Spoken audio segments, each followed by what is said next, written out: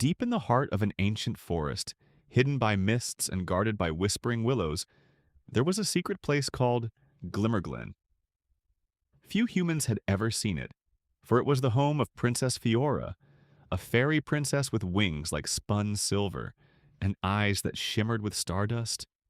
Princess Fiora was beloved among her people.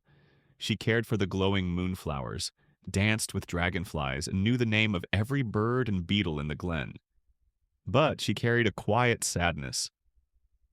For hundreds of years, she had watched the world beyond grow louder and colder, and she missed the days when children still believed in fairies. One morning, a ripple of strange magic stirred the air. Fiora, perched on a toadstool throne, felt it tingle through her wings. Someone had entered Glimmerglen.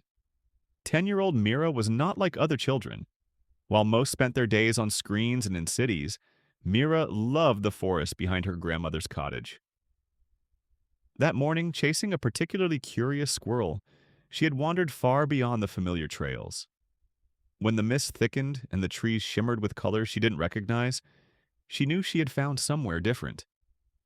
She stepped into a clearing and gasped. A palace of flowers stood before her, its walls woven from ivy and glassy dewdrops.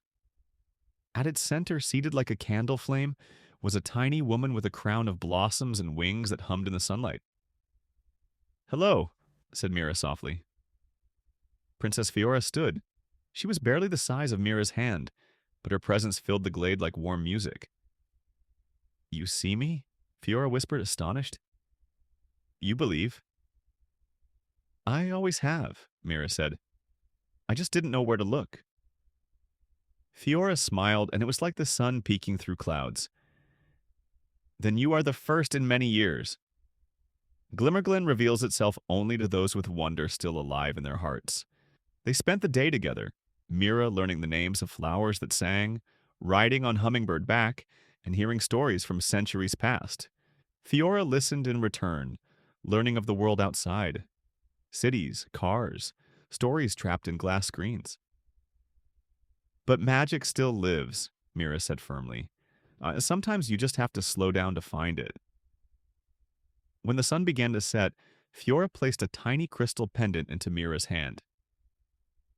"This will guide you back when you need us, or when we need you." Mira nodded, tears shining in her eyes. "I'll never forget." Neither would Fiora. The forest stirred with hope once more the day a human child returned to Glimmerglen,